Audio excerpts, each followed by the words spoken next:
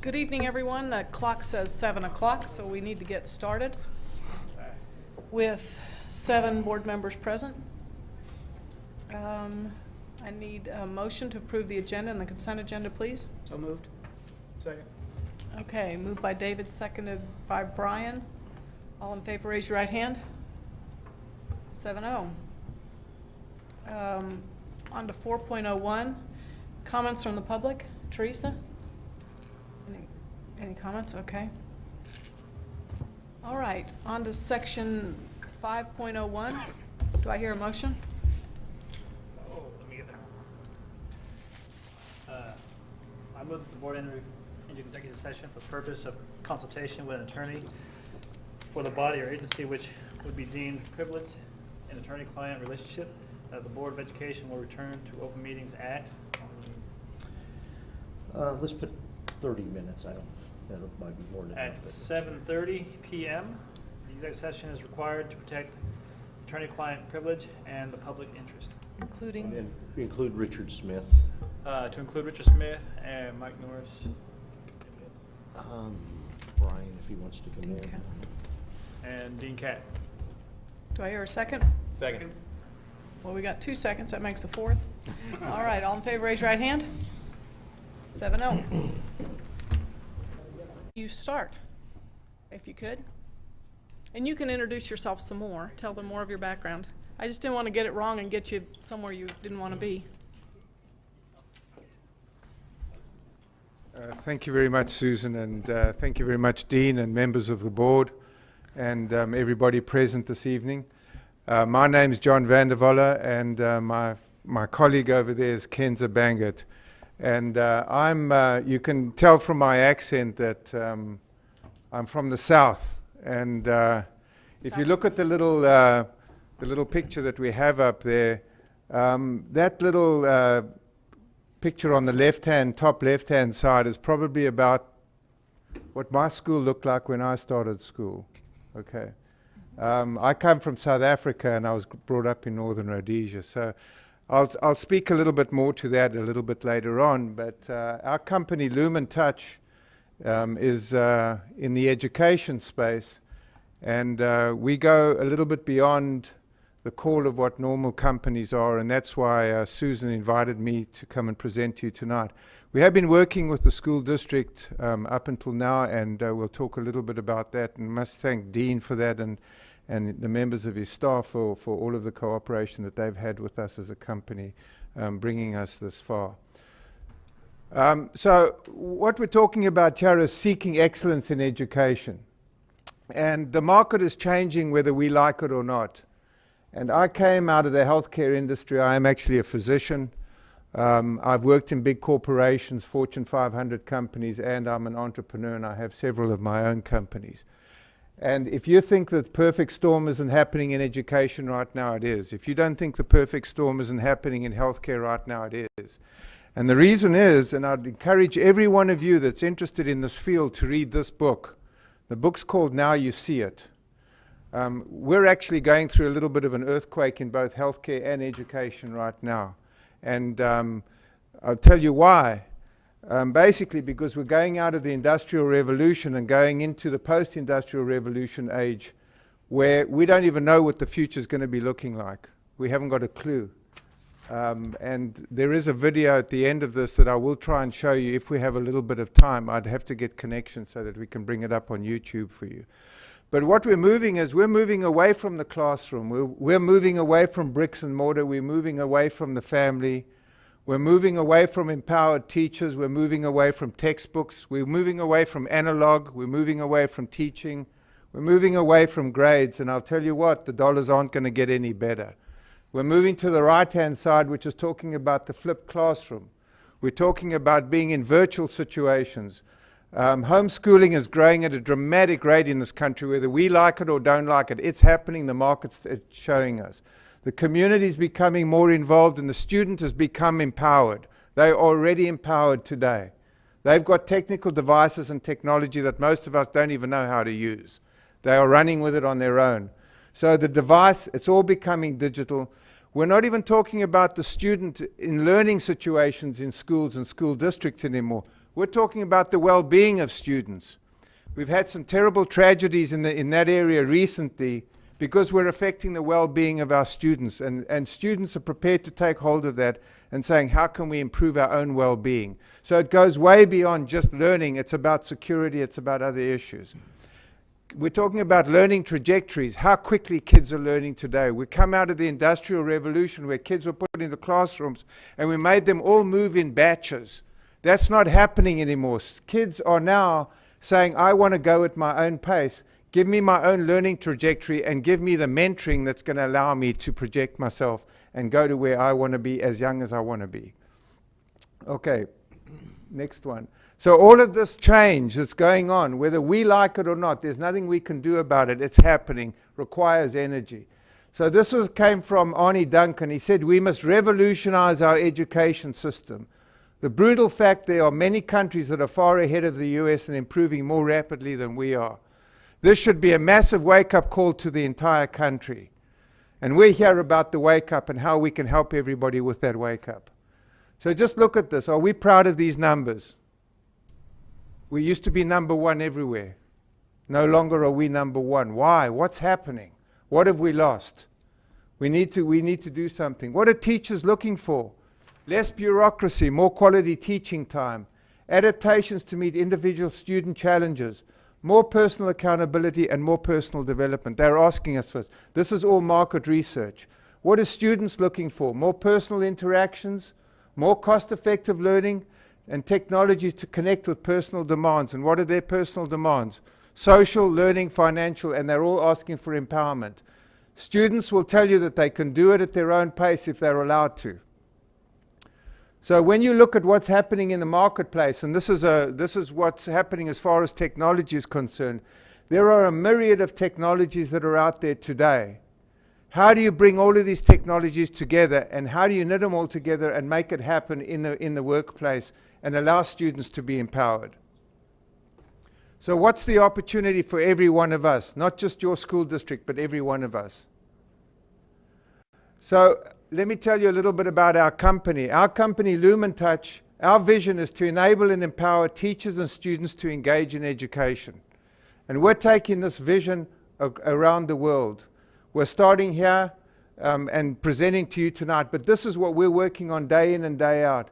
And that's why I said I'd like to come back to this. We have the technology today. If we can connect any student anywhere in the world, we have the technology through satellite. It doesn't have to be hard cable anymore.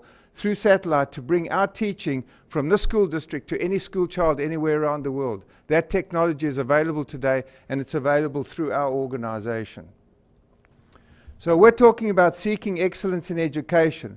And what are education criteria for performance excellence? That's what we're talking about, is how do we drive school districts to become really high performing, not only in our own country, but in countries around the world. How do we compete? So just as an organization, we've been in business for 12 years. We have about 25% share in the Missouri school districts. We're in about 10 different states around the country. We have 220 school districts that we're working with. We have 550,000 users on our particular system.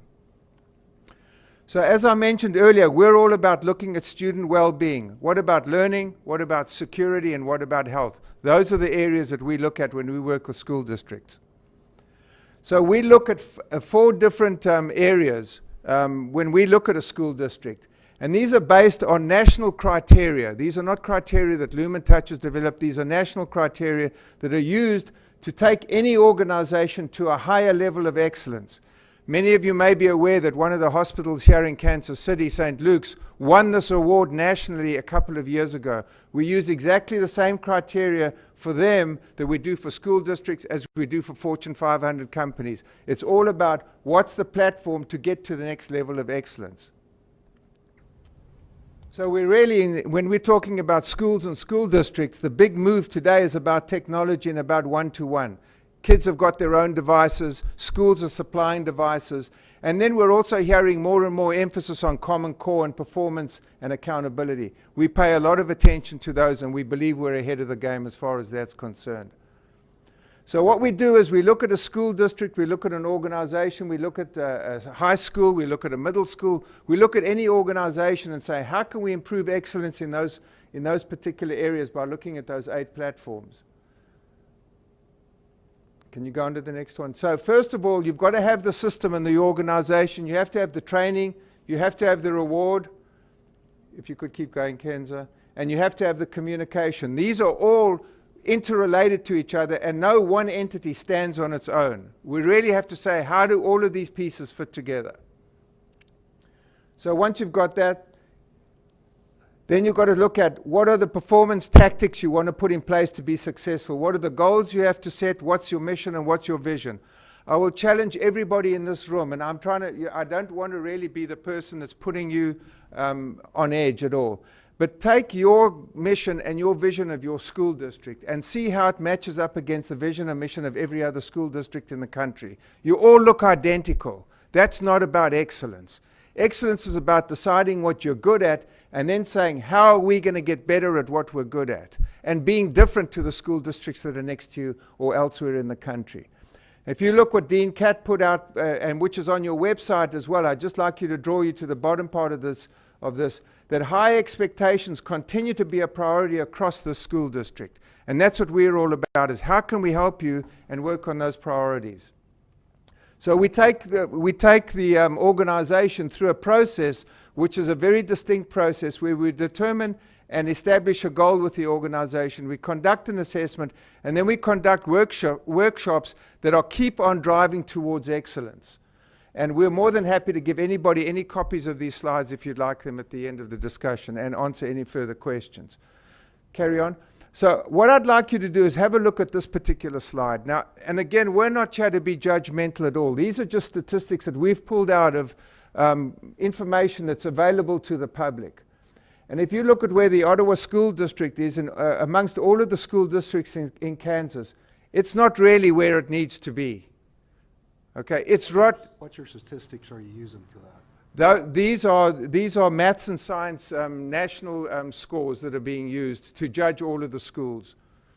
Okay, and as I said, this is all indexed, and it's all statistically significant across the board. These are not our data. This is data that you can get off any public website that you want. So if you have a look at where the Ottawa School District is, and then if you look at the bottom of that particular slide, look where Kansas is. Kansas is ranked number 15 by way of states in performance across the country. Now, why do we have to accept those numbers? We don't have to. There's nothing that's holding us back except us. Nothing. We can make it happen, and that's what we're all about.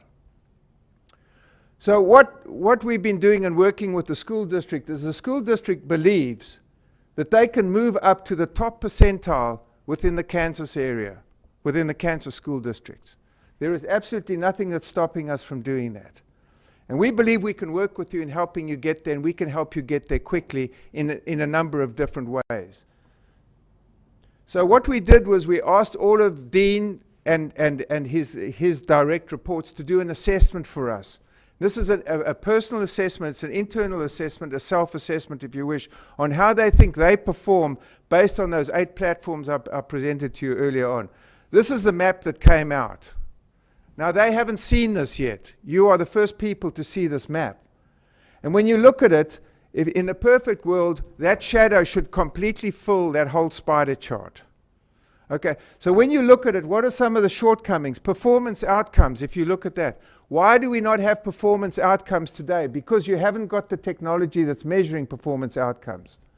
You go and pick up your local newspaper and pick up the paper or the Kansas City Star of Saturday and open up the newspaper. You know that 2 pages of the newspaper are filled up with sports statistics on how kids are doing in the school districts? Where's the academic achievement?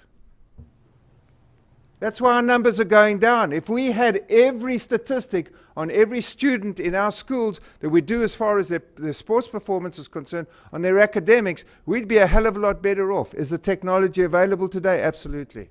So you're recommending that we need to move and celebrate our education just as much as we do our sports? Absolutely. Absolutely, no question. And that's what striving towards excellence is all about. So when we take a map like that, this is not a map of how badly you're doing. This is a map of opportunity. What more can we be doing to get us into that top percentile, that we become known as one of the top performing school districts? So that, like some of the other school districts around the country, you have visitors coming to say, we want to see what you guys are doing. That's all we're all capable of going that way. So really what we're doing today is to saying, how can we take technology and embrace it and help us move to the next level and really make sure that our district's a shining district? You had Extreme Makeover here a little while ago, didn't you? And everybody in Ottawa celebrated. I challenge everybody in this room to say we're going to do Extreme Makeover in education.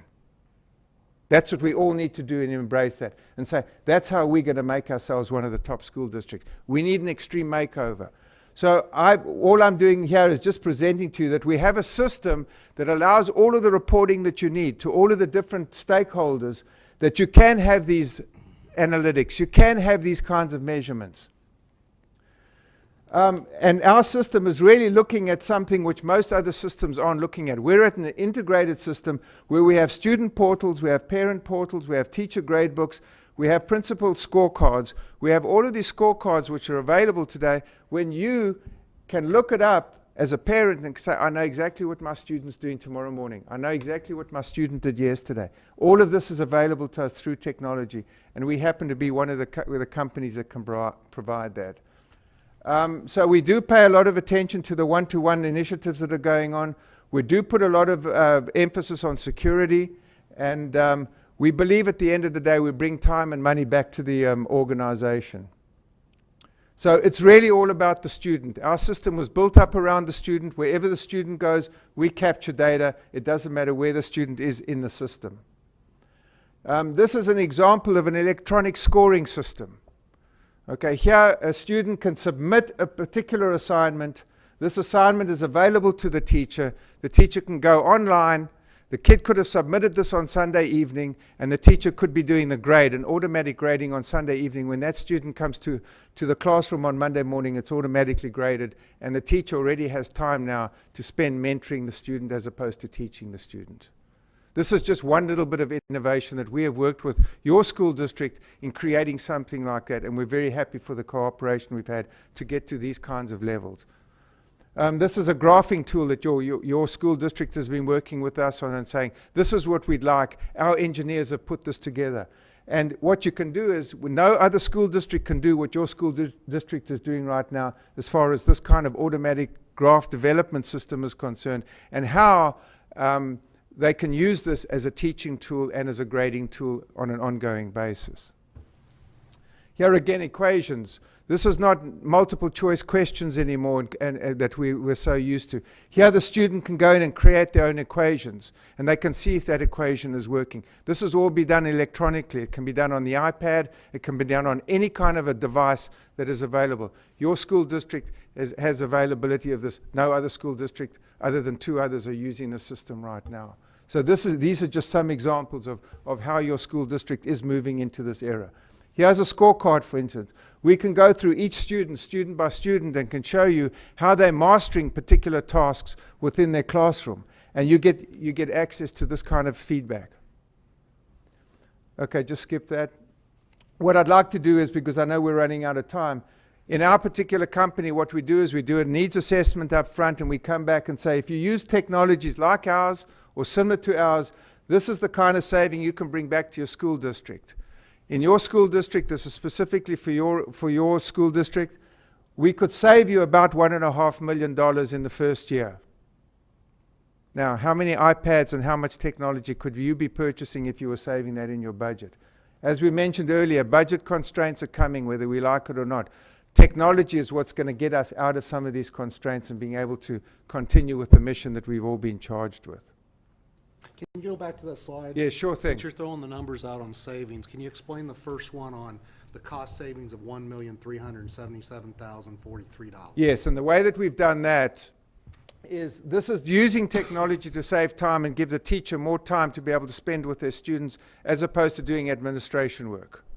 So are you saying that we're going to get rid of 31 teachers? No, we're not saying that at all. We're saying that the What option... does that mean in savings? Because we're not reducing the actual cash flush. Well, I'll give you some examples, for instance. Okay, this is a pure financial model, but as you may be aware that some of the school districts have been asked to increase their tuition time. I believe state of Colorado and a couple of other states have been told now they have to increase the amount of tuition time, which includes longer days, includes weekend time. That's where that kind of money comes in. Now, you can increase the amount of tuition. Keeping the dollars the same, you're paying your faculty, they're spending less time in quote grading time off hours, or how do you then extend the? No, this was actually done in the classroom where the teachers have to spend some time doing some assessments when they could be teaching. So one could say it's a reallocation of those efforts, not necessarily cost savings in the budget. That's- If we're talking about Governor Brownback, that's not 1.3 million we can take out of our No, you system. can't take it out. Now, You there are, could use it in reallocating Soft the dollar person's savings. time. you could do that. Okay. It's I soft mean, dollar. that's one that if you get a person who doesn't understand Right. Yes. the issue of allocation of people's time, Right. then it's not a $1.6 million savings. That's correct. Most people see the word savings, and again, if you've been in healthcare, you know right now, Yes. we're going there, because example, St. Luke's is trying to pull about $200 million out of their Correct. to get savings. Correct. So the question is, what did that mean? So I Yeah. greatly appreciate No. it. So It's a it's soft dollar. reallocation, not real dollars. And Soft I dollar appreciate savings. that clarification, Dennis. I just don't want to take too much of your time to spend on each one. I would also recommend this book to anybody that would like to read it. It's called School Turnarounds. We're in the process of reading that now. Right. And in this book, it'll also tell you that, yes, those are, in some school districts, when they've adopted a new plan, those are hard dollars. Yeah. So it really, again, it comes back to what's the vision and mission and how you want to set all of that up. Right. Thank you. So this is a plug for our organization. We have a very dedicated team. We have very high customer loyalty. We've only lost about 3 clients since the company was established. We have an all-in-one product. Nobody else has an all-in-one product. As we said earlier, you can bring other product to the table and you can knit it all together, but it's very expensive. We're working with some of the big suppliers like Dell Computing, like Samsung, and we're really looking at creating the new generation classroom. And this is where we're going away from the traditional classroom. This is all about interaction, about how you can connect the kids and keep them connected all of the time. Through systems like ours, we don't talk about school days, we don't talk about sick days. These kids are in touch with the learning and education system on a consistent basis. And a lot of them are we can see from our system when they're actually engaging. Many of these students are actually working over weekends and doing assignments over weekends, whereas before they were pretty much restricted by the way the system was set up. So that's what the new era is all about. I don't know if we have some time, but Andy, I don't know if you can give us access, but there's a very quick video over here that exacerbates part of the message that I've been trying to deliver here. We're in the revolution right now. Anybody that doesn't get onto this bandwagon of technology is going to be so far left behind. It's going to be very, very tough to catch up. So I'll entertain any more questions. I wasn't quite sure how much time we had, but thank you very much. That was a bit of a rush presentation. And again, I want to thank Dean and his faculty because they've been very, very cooperative with us. We assured Dean that we wouldn't charge them anything for any of the work that we're doing with them right now, and they've been very, very instrumental in helping us go the next level with our technology. So thank you very much. But what is the next step in the process as you continue with what you guys have been doing with our What- district administration? One of the things that I kind of was interested in having him do was come to our retreat and help give us some focus there. There's that component, and then there's the component that he's been working with administration on. And I think probably through What is the component he's been working on administration? I thought it was When they- tabled. I thought it was tabled. Has it been They've- tabled? they've been doing the one-to-one Well, The initiative. one-on-one's not That's part of his- administration. That's all we Right. Have we been doing the Project Aid or Power Aid no. or? No, no, but they've been still doing the one-to-one. So I'll ask you the Oh, direct good. question. I've been in healthcare for a long time as you. Are we then an alpha site for you in the development of this project? Because there's no free lunch in a paradigm shift, because when you're looking at this, you're either investing in this as a reference or a paradigm shift to be able to be the alpha site to roll this out to other clients. When you say this, there's no cost. I've been in the business a lot of times with hospital consultants. Right. I've been with management companies. There's no cost. Right. What is the cash flow to stay in business? What is the incentive for you to provide all this for free? And then how long does the free last? And then what is the sustainability cost? Right. In the issue of this, if there's no hard savings in the 1.337? Again, I haven't studied your presentation. Sure. But the question I have, there is no free lunch in the world. What is the catch? Okay. What is it? Do we go down the line to where then, again, I've been with software companies, there's the Cerner model. Right. Or there's other companies that you prepay to where you're current through the whole process. Mm-hmm. And Cerner, as you know, loves to do little value adds, and then there's always, well, once you're implemented, then you have a lot of costs down the line, and you committed to the whole system, then you still are stuck with the invoice when you send it. Right. What is the long-term business model in this? Since you've said this is free, there's nothing free, what's the long-term business? Okay. And And Dennis, where's the hook? what's that? And where's the hook? Where's the hook? I don't think there's any hook. We're talking about a relationship here, and I think we've had a very good relationship. So, what's our intention over here? First of all, I'm new in the education space, Okay. I've seen. I was on the Excellence in Missouri Foundation board for a number of years. I'm very much a Baldrige criteria. Understand.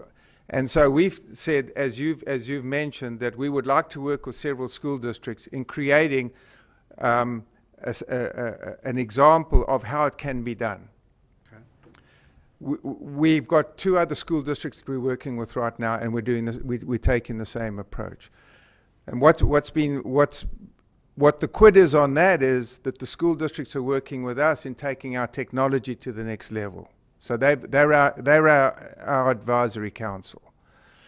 We know that some of the other school districts we're working with are actually buying our technology right now, and we're hoping that this school district will buy our technology so that we can make all of the availability of all of the benefits of our technology.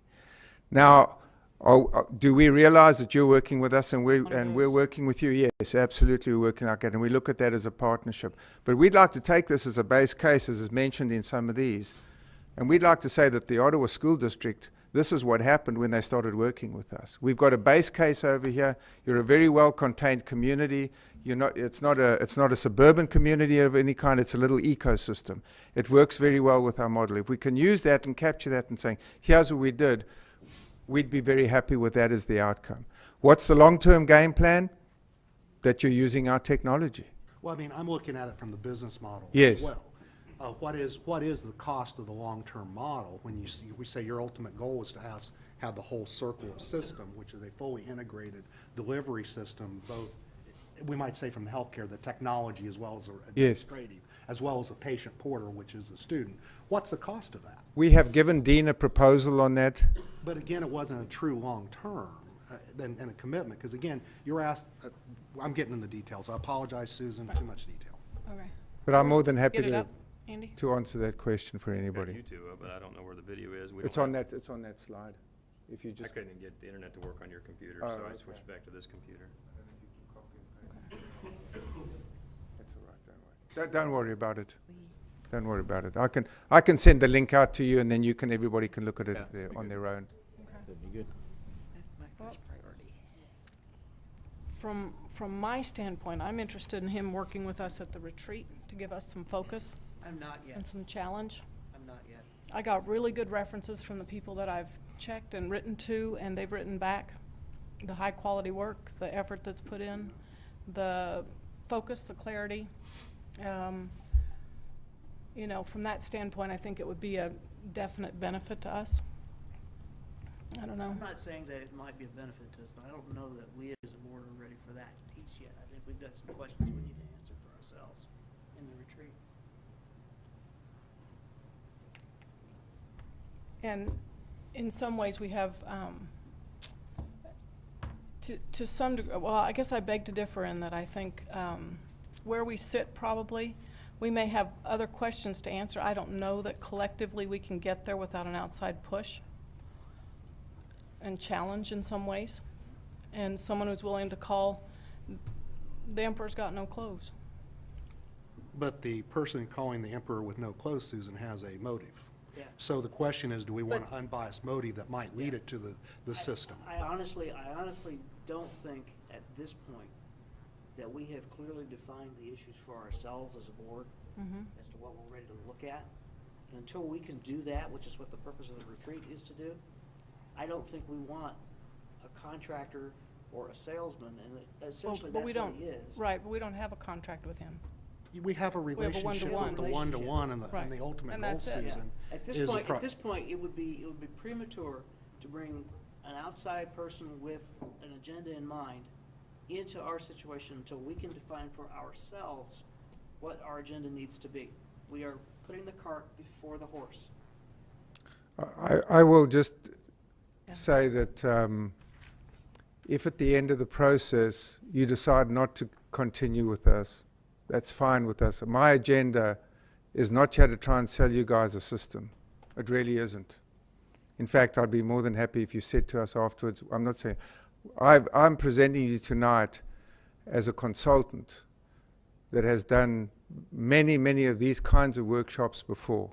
And we have references from Black & Veatch, we have references from Sprint Corporation, we have references, Cass Medical, Regional Medical Center. I can give you a list of references if you wish. We did 125 executives from Black & Veatch. I'm not here to sell you a system. And that's the differential, that's the difference between our corporation and perhaps the other corporations that may come in that want to sell you a technology. I absolutely promise you, I'm not interested in trying to sell you technology. We are here to partner with you, as we have up to now, to say we believe that we can take your school district from where it is on the map today and take it to a whole new level where you will have people come in to visit your school district to say, what is it that you did in your school district that we've been struggling with for many, many years?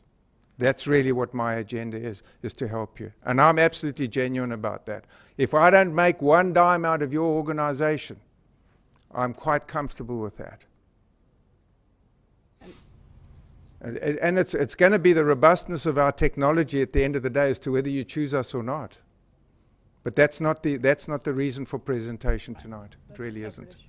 Well, Susan, I didn't know this was on the agenda until I got here, because it wasn't Right. there earlier in the weekend. And I'd like to And hear that's from some fine. of the other board members. But if you do have the references, I think that was one that I asked way back when, to see if you're working with 25% of the Missouri schools, who are they? If you've got 220 total in 10 states, what's the breakdown? I mean, I don't know you from, I've done a little bit of Googling, but that's it. That's fair enough. Sure. And then you've dropped tonight that you've worked with Cass Medical Center. Was that through HCA, or what type of program was that? Again, I guess Quite a if bit- you've done the quite a bit. research, it'd been nice to see the references. And absolutely, and I meant Because to it do seemed, that, but I again, haven't as a been at a board- place. What's that? Yeah, I haven't been at a place this last week. I've been in the hospital with my daughter. I'm sorry to hear So that. I haven't been at a place to prep for this at all. So, because I was going to pull all that together and I just haven't. But again, I thought that we might as well talk Hasn't- about it. You're not going to be at the board retreat on the 26th. Yeah, So to same have thing. him here without the full board would be kind of a, Right. I'm But we gonna can't That's a kid thing too. restate my position. I think we're putting the cart before the horse until we've got some clarity amongst ourselves and amongst where we think our administration is going. I don't want a consultant in the room yet.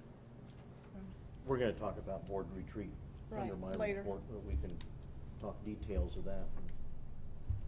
But, we can, but I would like some more The of other the part information. of it is, I find it indefensible that we continue to get the same, we look at things in the same way.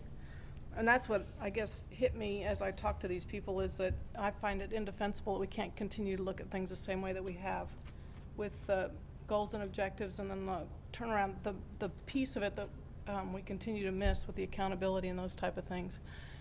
And that's the part that I think our kids end up losing out on the most in our district, and that's why I thought we at least need to be moving towards something and need some direction. And need that help with getting to where we need to be. Well, Oh, I see it. I mean, increased academic performance, there's nothing to argue with there. That's something we all want to do. And I And I think, find those numbers indefensible yeah, this, from our standpoint. yeah. this program could be something that could be of great value. It's just something we're gonna have to look at. I mean, and whether we do it at this retreat or at the next, it doesn't matter. I mean, we can meet as often as we need to make this a better district. I mean, we've gotta start with board effort, so. Anyhow, I appreciate you coming tonight. I think it's interesting, and, you know, I hope we can, pick up some ideas from you.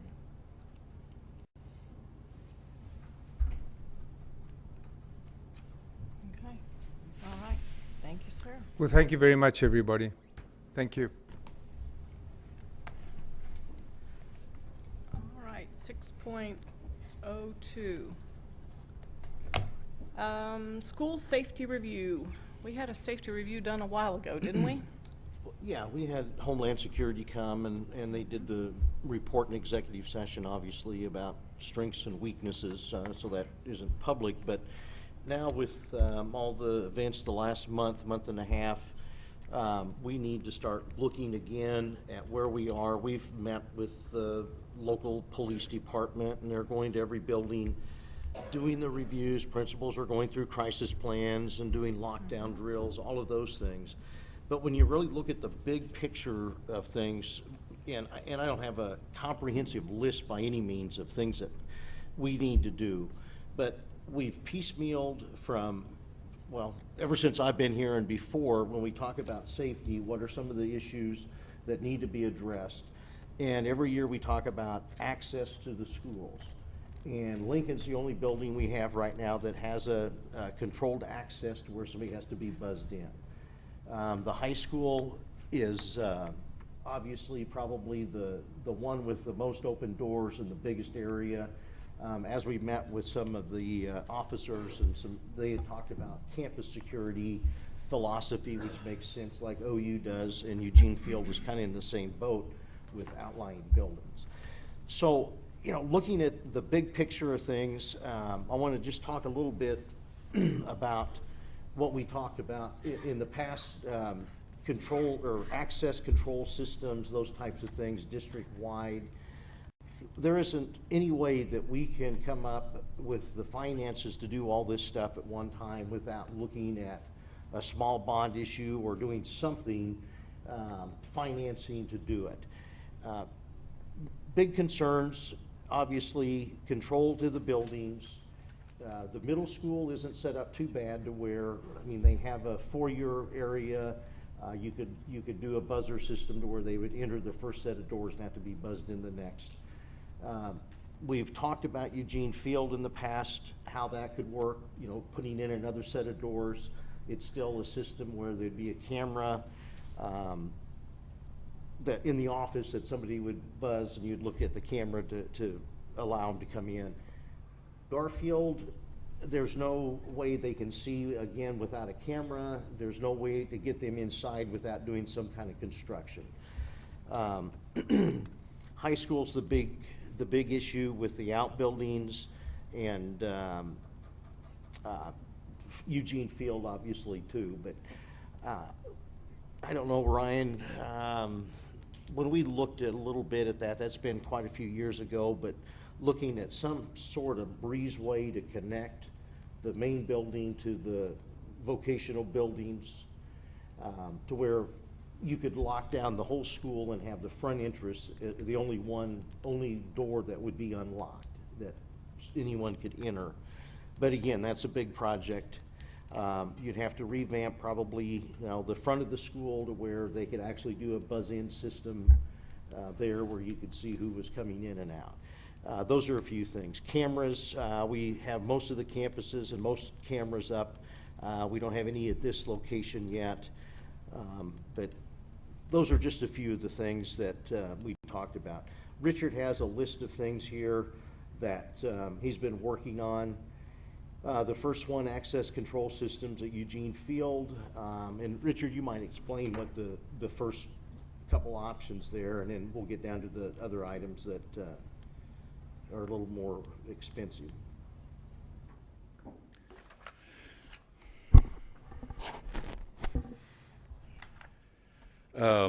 As Dean said, we've looked at several things as far as safety for the schools.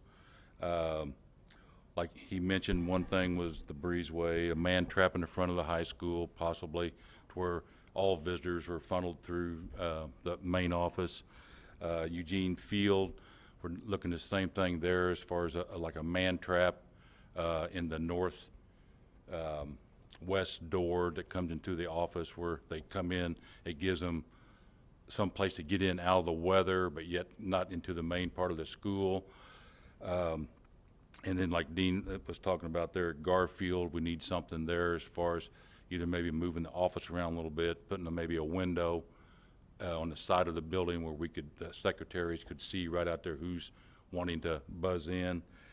But there's some things that would need to be changed there at Garfield as well, as like the cafeteria, so there'd be a little bit more, a little different type of entrance there because kids would be lining up right there in that same spot. But whether we do it individual by school or if we do the whole project, all the schools, I kind of have been putting together some specs that would lead us in that way so that we could either, you guys can make a determination if you want to go with one school at a time or one project at a time. The project at Eugene Field,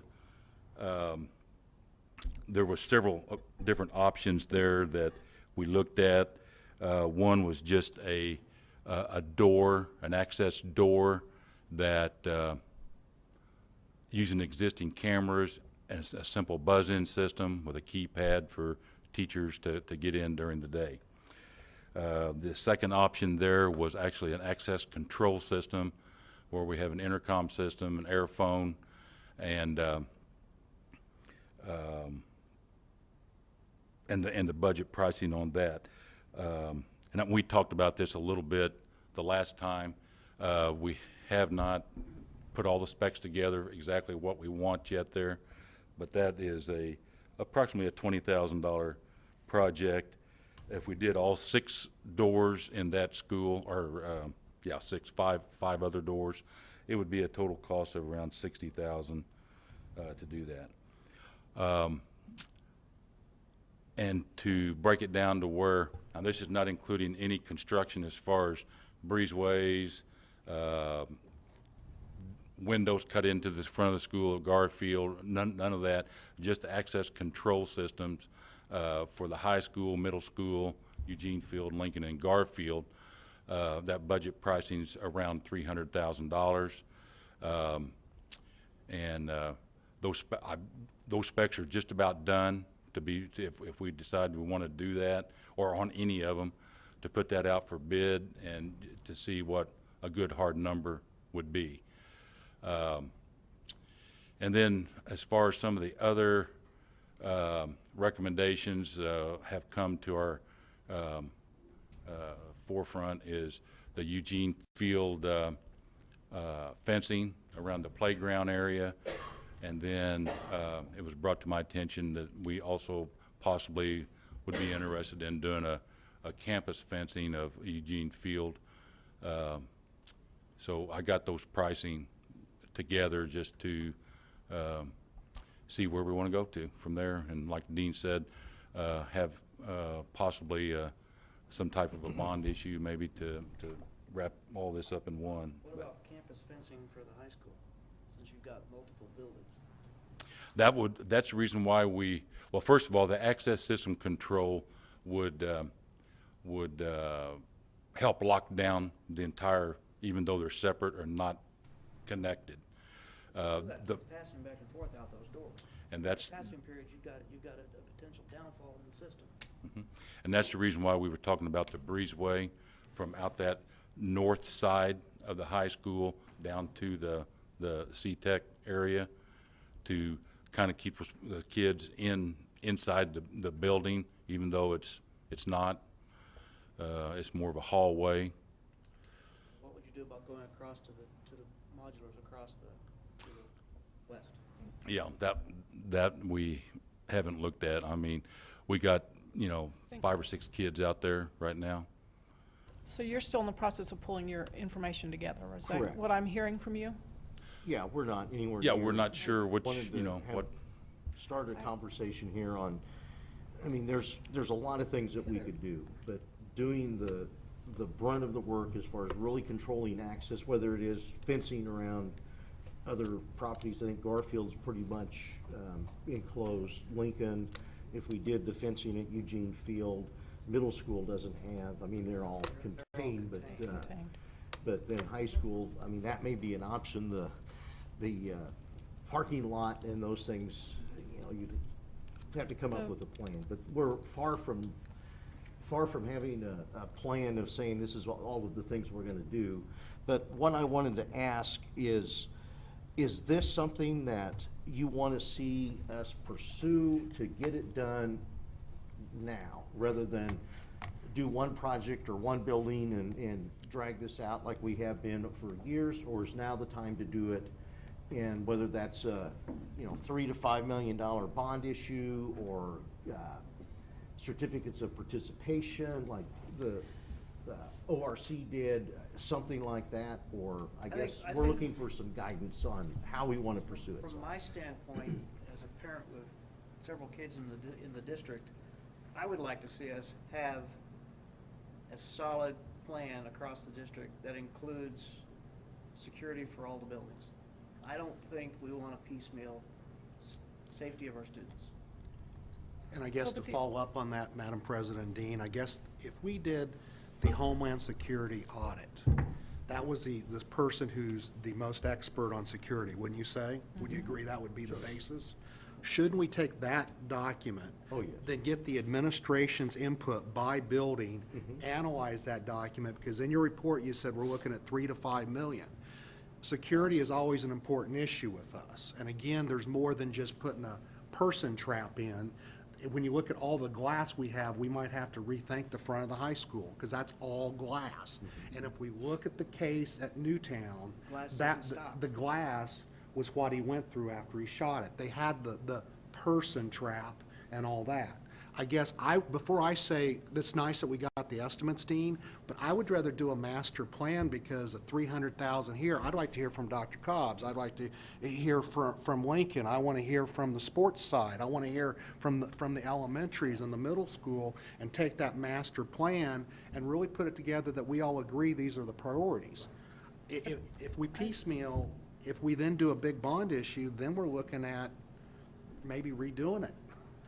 Well, and we can trap people all day long, but the basic premise or the basic commonality between many of these horrific incidents is that people felt bullied in school. And if we're going to do this, we need to have an evidence-based bully prevention program that we monitor and we hold people accountable to enforce. And that should be a part of if we're gonna do something and have to pay for curriculum and all those kind of things, that should be part of the We're doing bond that issue. now. Well, we have a survey, we're working on the survey, and then to see what they want to do, and then now we say, oh, we have a survey, but now we're gonna do this, and for $3 to $5 million. We need to slow down enough to get a plan to see what would pass a bond issue. You know, and I'm thinking if we do a $3 to $5 million, when you can forget about everything else for a good many years. So I think we need to really have a plan. Yes, I know security is very important, but I think we need to think through how we're doing this. I don't want to see us start just jumping through hoops, No, I don't either. piecemealing it. I want us to have a comprehensive plan. And it could be inclusive of a bully prevention plan, it could be inclusive of a mental health situation, it can be inclusive of a building security situation, all those things. And it needs to include the community in telling us what makes them feel safe in the buildings. I think all that's part of it, and I don't want Well, to see us they will spending pay any for money it. until we've made those decisions and gotten the appropriate feedback. And I want to see our administrators input and really see what's Well, their feeling. that's what we're doing. Alls I'm asking is what you're answering right now, what you want to see happen. I mean, pursue those things, get the information, get those things in. I mean, I thought it was important that at our first meeting after this incident happened, you know, that we need at least to address this and how our school's looking at this thing. I don't know that it necessarily needs to be money and all this stuff as much as just make sure that each individual school has plans and procedures like lockdowns. My daughter who goes to Garfield's told me that since that, she's had a couple lockdown drills. I think that's more important than putting buzzards and cameras and stuff. Because the bottom line is, you get a crazy person with an assault rifle or bombs, they're gonna get through security. Yes, Garfield has a fence around it, but it's like 5 feet high. I mean, it's great, I think, but you can strap an AR to your back and jump that fence and have access to 20, 30, 40 kids on recess in no time. Part And of if, the comprehensive plan and if is- you put up a 6-foot-high fence with concertina wire around the top of it, make it like a fort, he can sit out there with a sniper rifle and take pot shots at kids. There's nothing we can do, or anyone can do, unless we make these like prison compounds to keep bad people from necessarily getting in. I think it's more important to look at what's free with the teachers and just make sure, I just went as a school member, and I know that at least at Garfield, they're doing it, because that's the only place I have a child at. But I just hope that across the district, we have some procedures in place, and I just want to be assured of that as a board member, that we're doing, as a district, things to make sure that if someone, we do hear those shots ringing out, God forbid that ever happened, that there's a plan in place, that classrooms are being locked down, everyone's keeping as safe as possible. Because I don't think you're ever going to completely prevent this stuff from happening unless we seriously go to like put gun nests in the front door or something. I agree. Well, and I think mental health is one of the bigger issues, because if you look at the status of both of the ones in the last 2 cases, there was also mental health. Good But luck again, with a good- that, and that's far beyond us. I can tell you that from my job, far Yeah, beyond I us. agree with you. Our state's been stripped of mental health services. Well, I think Brownback's gonna take That care of is, it. that is part of it. Well, he's given back what he took away. That's what I'm saying. We're not gonna fix that. We're not gonna fix the gun control issue. This school board's not. What we can just do is make sure that the district has policies in place across the board to deal with it if it ever happens. I agree. Okay. Does that give you some direction? It does, and All I right. just, as the same conversation, I just wanted to mention that, been visiting with Chief Butler and the city about partnership with a resource officer, that we will bring that up again when we start talking about personnel. It'd be a shared cost. I think it would be a different situation than what we had in the past, cost the district less, but that would be a start too. But we're in the process of having those conversations. so. And Dean, I'd like to have some input from the team as well as yourself. I believe this year, when you look at Texas, they've already passed legislation to get training for teachers or administrators to concealed carry inside. I want, because this will be an issue in Topeka this year. And I'd like to hear some of the input from our leadership to see what their thoughts would be, Dean, because I honestly believe when you look at the state of Kansas and some of the issues with concealed carry last year, they were wanting to allow concealed carry in all buildings, and I would like to know what the thoughts would be on that, since it's already up and running in Texas. It is Texas. Yeah, I would be all in favor of it if we had a training like a marshal, air marshals type program. Okay. Scary. So you've got consensus there. 6.03, I'm sorry. Mr. Graff, could you Survey. wear an open carry and be the sheriff on town?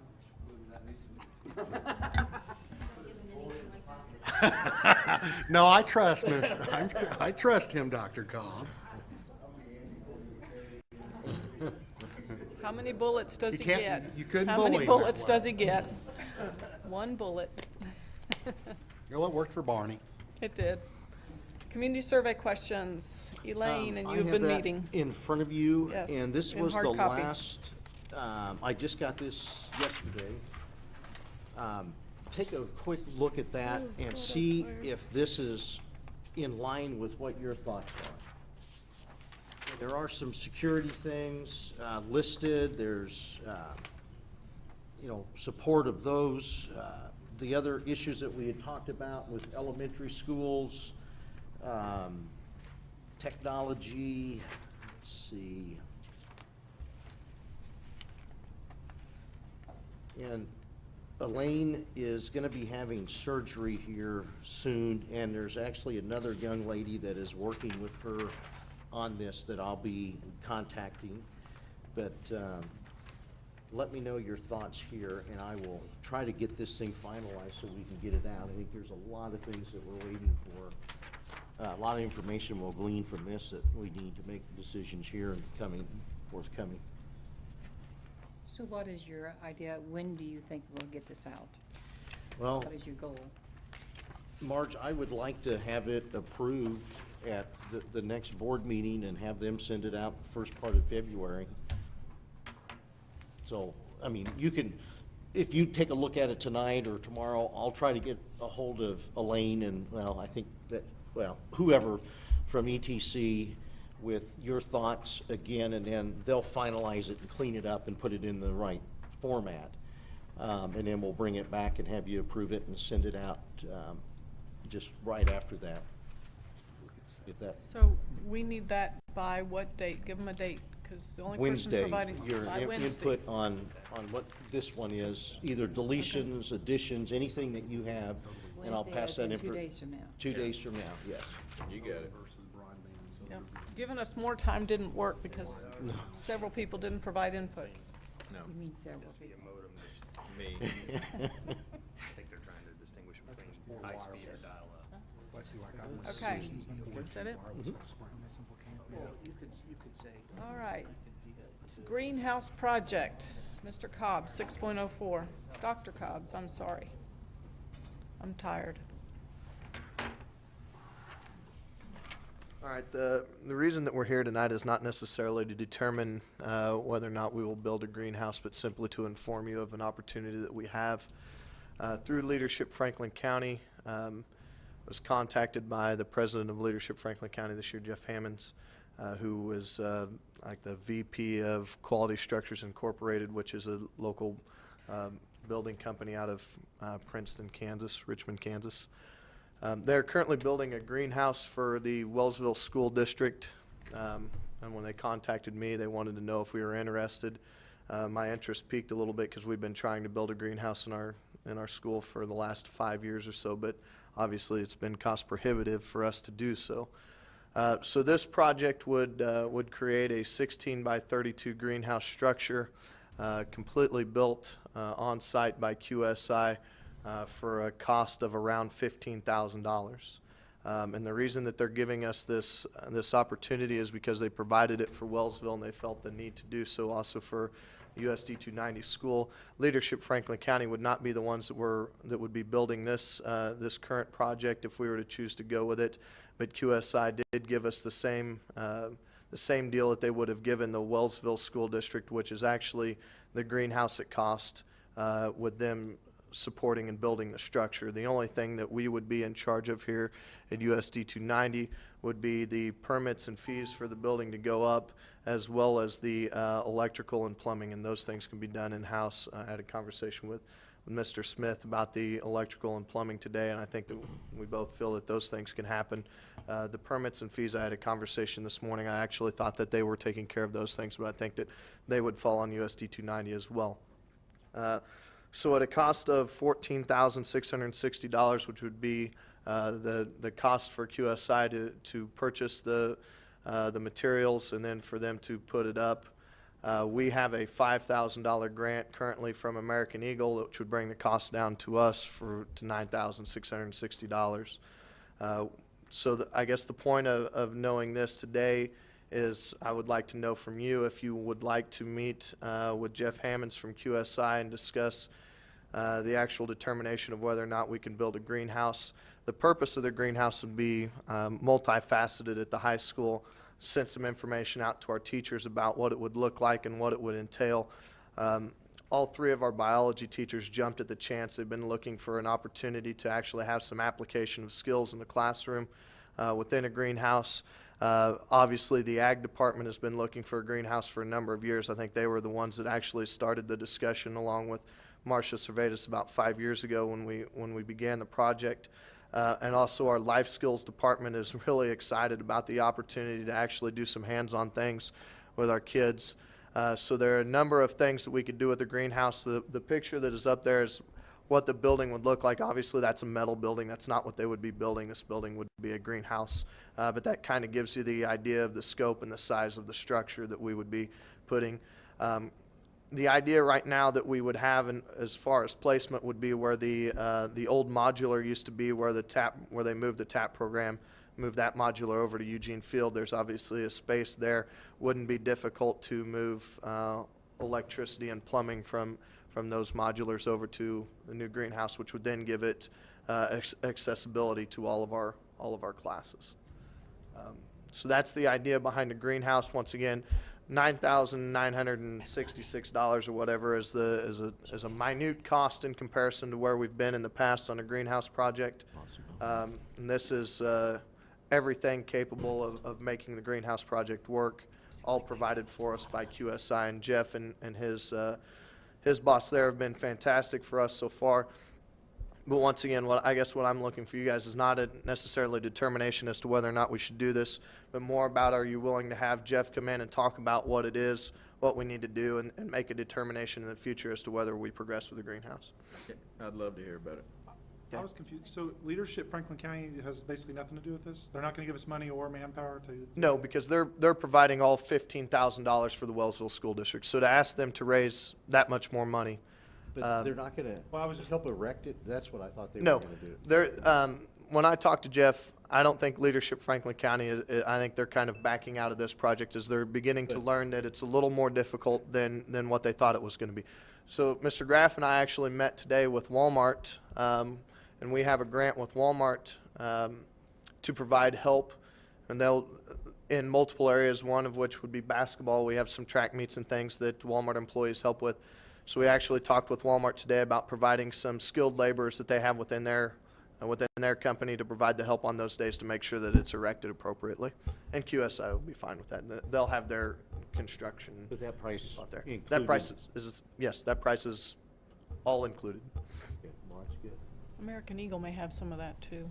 May want to give. That's where the time. initial $5,000 came from that we've got. So we've already got a grant from American Eagle, which brings it to $9,660 or whatever. So I think that would We be the just go cost for ahead the with school it. district if we chose to move forward with I have a this. great fundraising idea for you guys. How Sell many home games poinsettias? do we have left? What do you want? Two? Seats on the front row, No, guaranteed no, seats? No, we do a premium surcharge for every non-USD 290 or other town person providing it, because as you get out-of-towners and all those press up front, charge them $100 entrance in the next two games. It's true. I think we could Our probably do athletic it. director could do that collection as he's working the crowd. As you're ushering and you're doing crowd And security. having open carry. There's your fundraising, Dr. Okay, Cobb. there we go. We got it. We could name it the semi-garden. So if you guys are okay with that, I would like to get Jeff in as quickly as possible so that we know where we want to go. Are you guys okay with having him at the next board meeting? Why would we not do it? I don't know. I don't know. Why would we not do it? It seems like an excellent opportunity to It me. does. Run with it. I have a question. I'm all for it, but I do have a question. Okay. And I didn't know who to call, or I'd have called someone. Garnett had a wonderful greenhouse. I think I'm the only one that's still on the board when we went and visited their new greenhouse. No, I saw that. And, okay, but it's not working now. They're not doing, it's storage now. So I'm wondering, I'd like to have someone figure out and ask what happened, so we would not Well, repeat. I can already tell you what happened. Okay. Garnett's career and tech ed programs have faltered over the last few years based upon funding. So their ag program was what they were using the greenhouse for. Their ag program has basically gone back to a full prepare for judging events, whether it be land judging or milk tasting or egg judging or whatever it is that they do. At least you didn't taste eggs. They did not utilize it for academic purposes. Okay. So it was almost completely ag-related. So by utilizing it with not only our special ed staff as well as our science department, we ought to be able to sustain a reason for a greenhouse for a number of years, let alone how the ag department will use it, which I already know.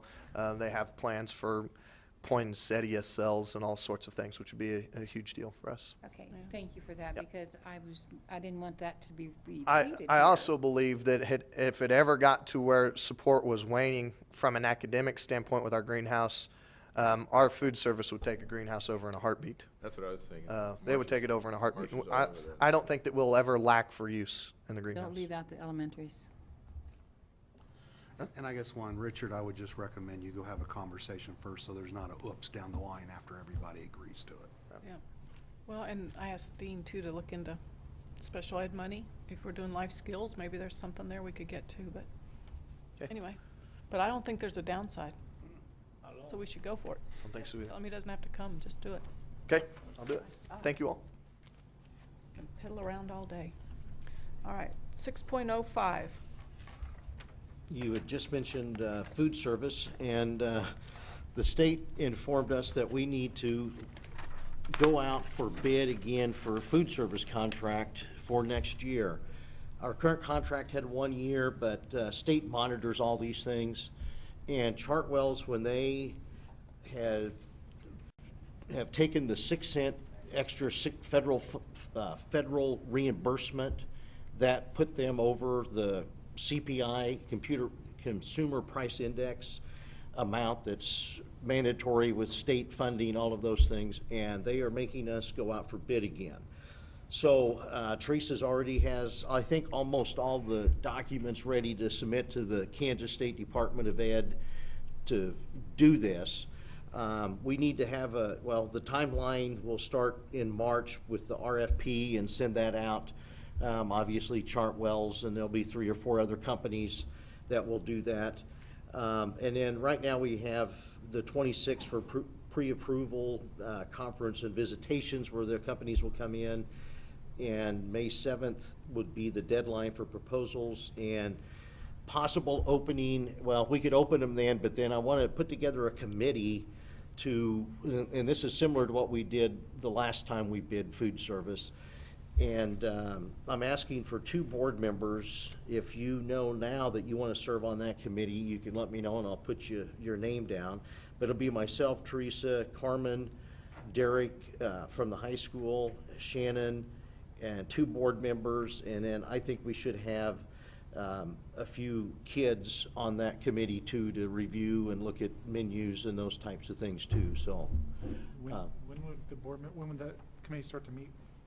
well, we would, not till we get the bids in, and that would be mid-May, early May to the end of May. We would probably, the goal is the May 27th to come back and present to the board.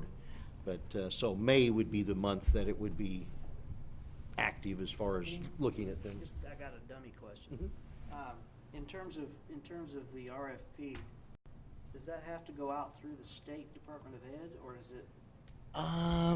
They have to approve it, but I think everything, we send it out, we do everything, but there'll be somebody from the state reviewing everything that we do, because they, Do the vendors that bid on it have to be approved through the state, or is it open bid? yeah, open bid, but I think they have to approve them, which I think all of them are that would get the RFP. I mean, all the ones that we're familiar with. OU uses, what is it, Sedesco. You know, we use Chartwell's. The one, OPA just started, they're picking up several districts in the area. They just started in Kansas. Cisco, is that one of them? Several others. What's that? Cisco, Evco, those. There's, They're suppliers. I can't think. Suppliers. Yeah. they'll Dean, is send- there an out clause in our contract, or how are we getting out of this if we had 1 more year to go? Do we have an out clause that There's protects us? an out clause, yes, and state, like I said, monitors that. And one of the things I think on the state guideline is they cannot raise the price of their contract more than what the CPI is. And Chartwell's acknowledged that they violated the out clause, and Yeah, that's they what we're don't agree, terminating. but yeah, So do we have any potential litigation? no. Okay. The out clause is that board members have to eat school lunches. I've always liked school lunches, and if they would bring back pigs in the blanket and chili with cinnamon roll days, I'd be the happiest person in the world. You better I talk to, served- you better talk to Mrs. Obama. That's okay, but I know there's a lot of rural school districts that still on Fridays, they have chili with cinnamon rolls. And I will be on that if And it's very, very you good. think it's gonna only be in May. I'll help too. Good. I was on that last time, and you sure learn a lot. There's a lot of detail. Okay, I have Marge and Brandon down, and Good. we can have another, and if somebody else wants to do it, we can have Way 3 too board much members, detail. but. Dean, I guess the question I have with food costs that are gonna rise when I look at the overall system of food delivery, is the state gonna go over which CPI are they going after, the total or actual food increases? I don't know, Dennis. what- Because again, It's food. I doubt it, State because if they're doing CPI, it's higher than what CPI is. So I'm just curious as we write the contract, so we don't have to do it again next year. Yeah, well, it'll all be taken care of, and for whatever reason, and I probably shouldn't say, the state never has like Chartwell's. There's only us and Arkansas City are the only 2 districts in the state that I'm aware of that uses Chartwell's. Have we ever thought about bringing it back in-house? No, no. Just gotta ask the Well, I was gonna question. say, there's a couple of things there that cross my mind. Okay. All right, moving on to 6.06, board reports. If I could just add one thing, maybe on that. One of the things that a number of schools are doing are taking less from, for instance, if we continue with truck rolls, use less truck rolls and actually create a à la carte menu with local food agencies. So they'll bring in Subway, or they'll bring in Pizza Hut for pan pizzas, or they'll bring in any of those other things and sell to their kids at a profit to the school. So they'll make a deal with Subway that says, look, we'll buy 100 sandwiches from you for $2 and we'll sell them to the kids for $3. So there's a profit to the school from a lunch margin, and yet kids are still getting something somewhat healthy, I guess. If you look at pizza on the other, we serve pizza every day to probably 60% of any of the kids that eat school lunch.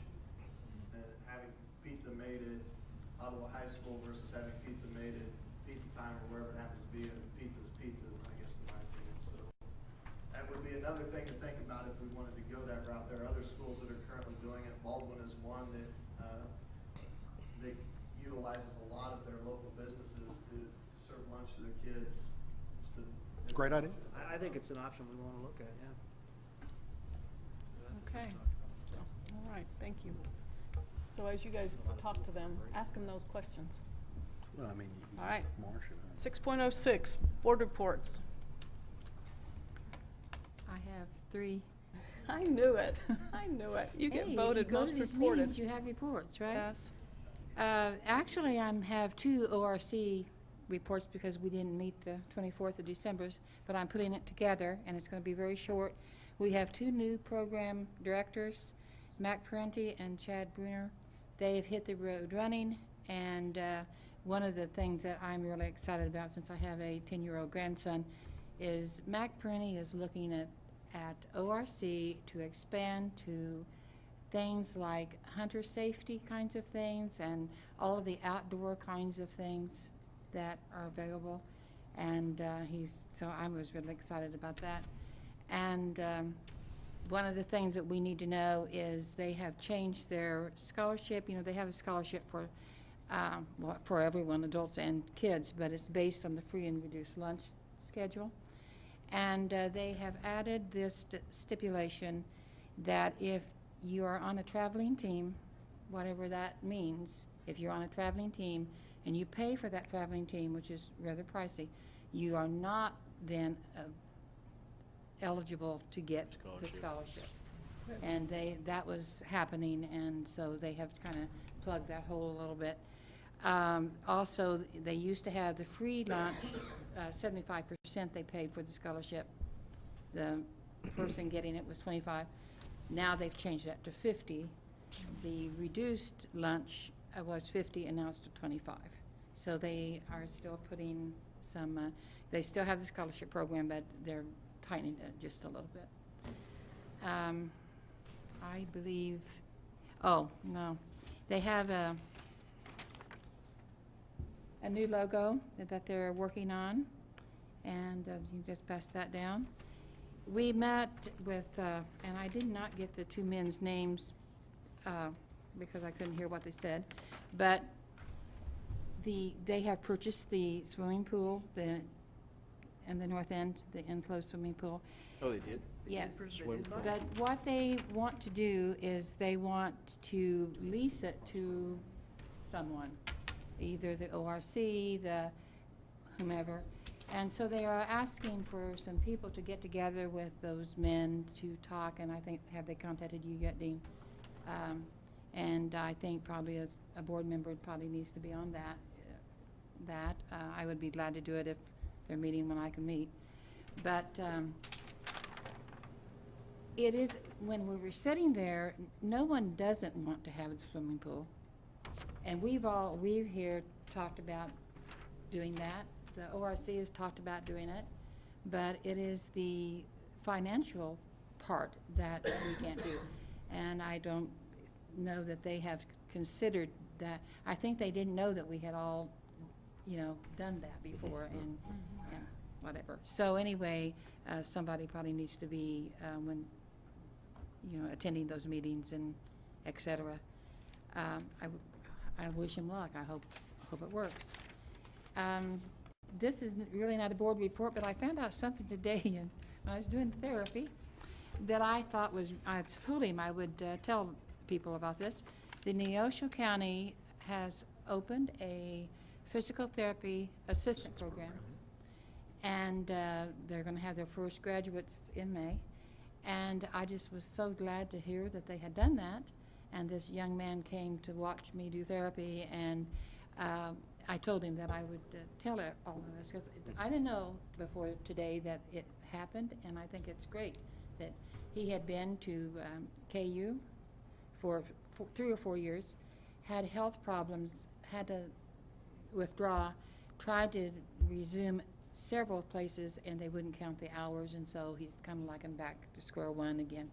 So I wish him luck, and I think it's a great program for our high school students to have that opportunity, that they don't have to go somewhere to do that. So I think that's neat. Fortunately, there's an extensive waiting list for that program. I'm sure there is, as all of the ones. Okay, now we come to the real fun part of workman's comp. I had a meeting Saturday, and the National Council on workman's comp stuff, they've said it's been this way for 20 years. It's not Topeka now, it's the national.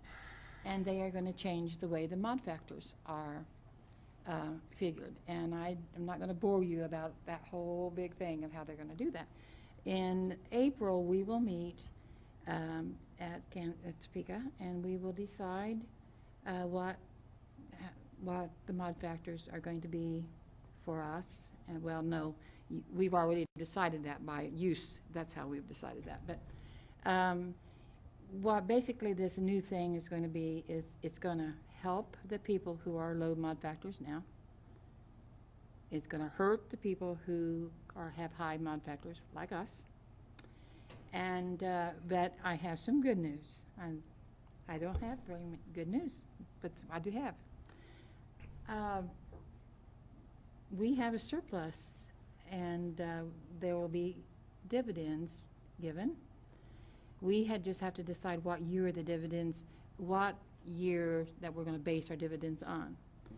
And we are required by law we had a lot of people drop out with the assessment time, but they still get their dividend. If they were in that year, they get the dividend. Now, we can't go down and pick out how we want to do it, so we have to do it the legal way. But we have been members all those times, so we will have a dividend coming. Excellent. But I know I have a bunch of the stuff I'm not going to bore you with, but I will tell you that our mod factor will be up, and our expense, there's 3 choices.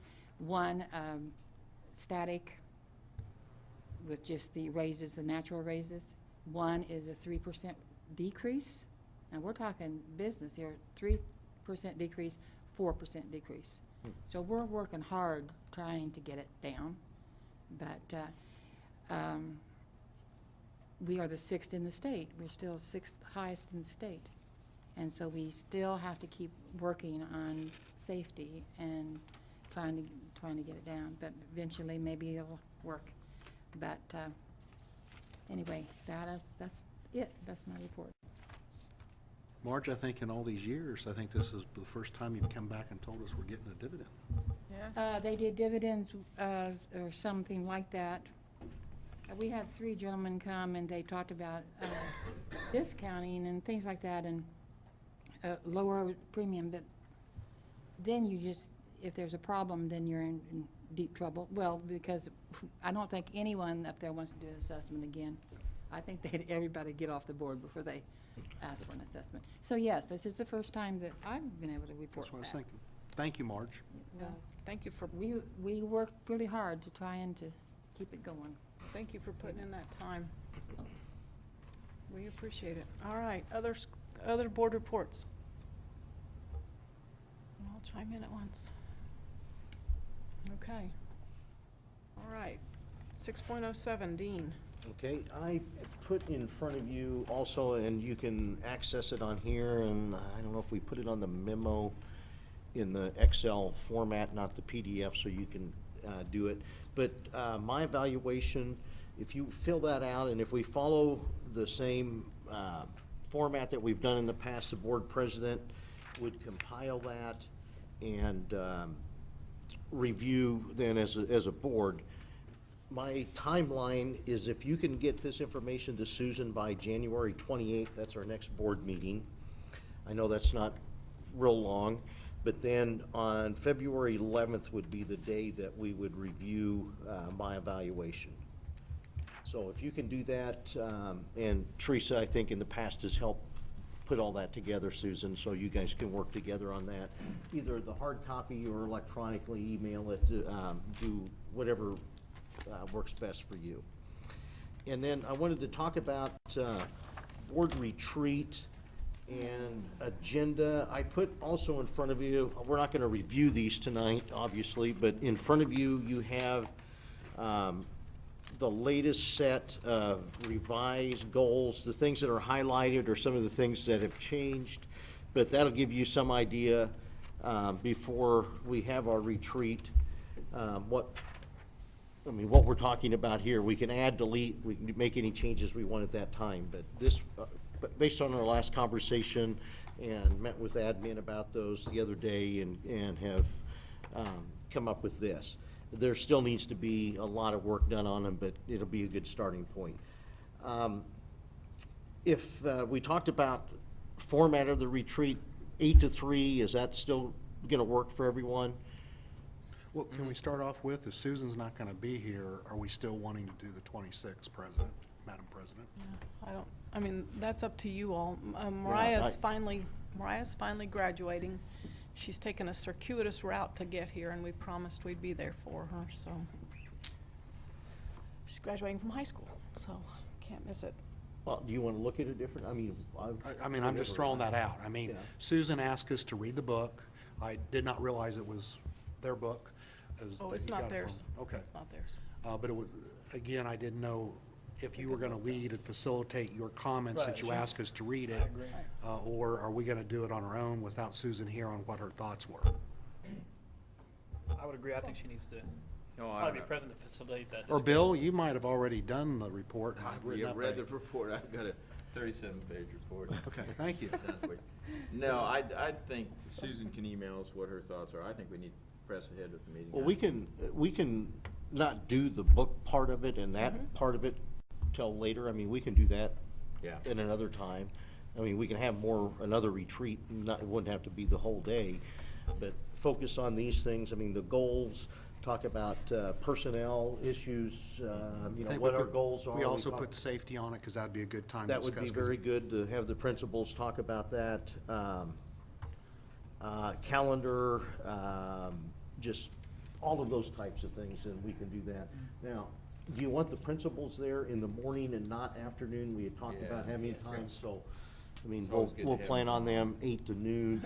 We'll have lunch at noon. They'll be included in that if they want to stay. And then we'll be, whenever that afternoon. I mean, scheduled to 3, but it can be longer if need be or whatever. So, okay, I'll put together an agenda based on that then. We will have our board meeting on January 28th. I'll try to keep it as short as I can, but there's going to be some things that we're going to have to discuss and review. One of them will be the KLN report. Shannon and I actually met this morning with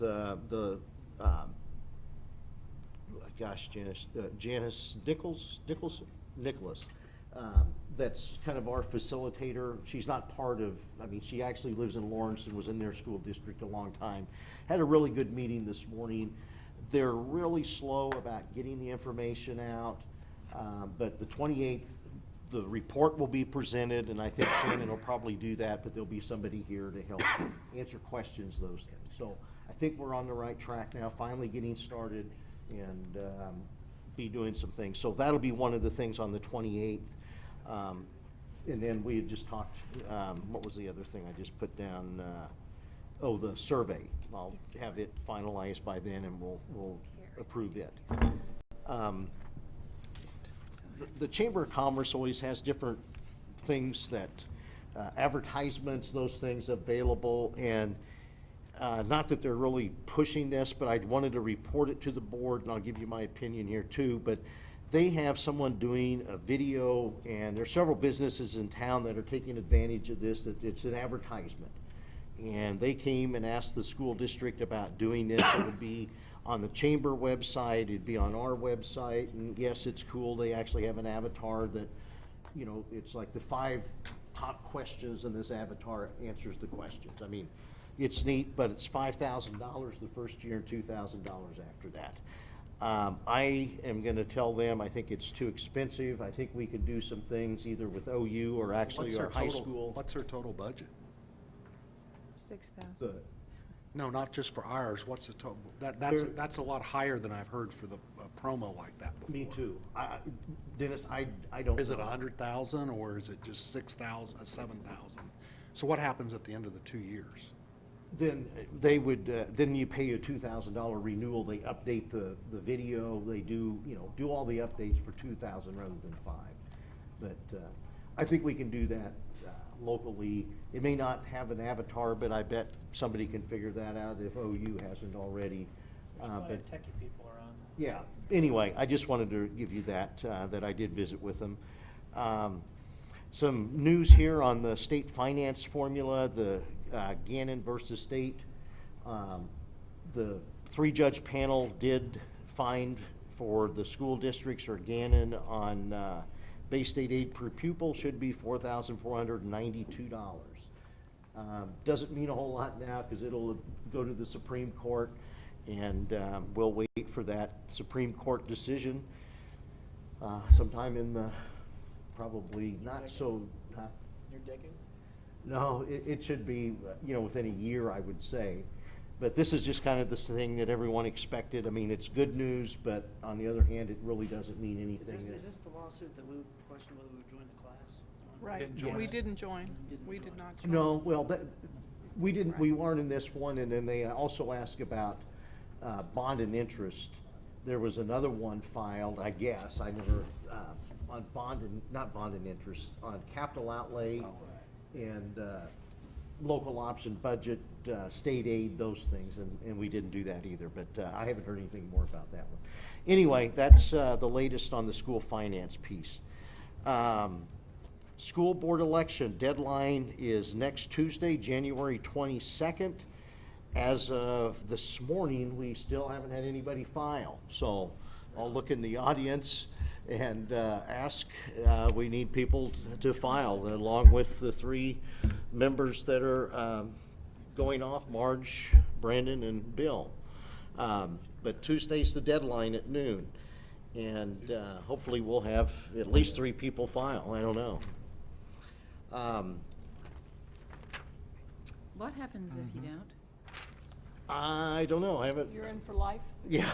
No, I haven't called. I haven't asked that question, but my assumption is the board would do what we We did do and an assign. application and an appointment. Yeah, take applications and assign, do an appointment, but. You're probably in anyway because you finally gave us good news on work comp. You're probably in for life So, anyway. anyway, I know Doug put something in the paper the other day. Hasn't helped yet that I'm aware of, but we'll keep. When I filed 4 years ago, everyone waited till the last minute. Last day, Because yeah. I ran because no one else was going to, and And then then- 7 people ran. So we'll see. That's the way it was when I did mine too. That is my report. I think, Andy, you had one thing you were gonna discuss real quick on technology or a couple Yeah, things? was there a certain thing you wanted me to discuss or just summarize? Summarize a little bit, I guess, and. Well, one thing we're getting ready to do here at the end of January is start back up with a tech committee. We've got an elementary committee and a secondary committee, with the middle school being part of that secondary committee. And our goal of that group is to kind of evaluate our Go EduStar and our student information system is one of our goals. It would be too late to change right now for the 13-14 school year, but if we want to look at something else, that group's going to start looking at that, because when the rumor got out that there was a possibility of looking at other things, a lot of people came to us and said, don't change, we really like it. So we want to make sure we're doing the right thing. I know the scheduling is the biggest issue, the scheduling package at the high school. So with that committee, we want to try to help find some solutions to make that scheduling better, whether it's get GoEd to improve what they've got, or maybe find a third party just for scheduling. Part of that group also is to go look at a one-to-one device. You know, what device is the best device right now? Our baseline is the iPad. That's what we piloted with the 2 classes at the high school, and I think the iPad's really good because of the battery life and the ease of use, and it's hard to find anything that can do better and still stay in that price range. But that'll be the goal of that committee, is to compare some other devices. Also, how we're going to deliver the curriculum, whether it's YouTube or the Lumen Touch system, or you know, we're looking at iTunes. iTunes U has some really nice features that can be done for free to deliver curriculum. Those are all LMS packages. We're going to have a new website starting in July as part of our E-rate that you can deliver some curriculum with that as well.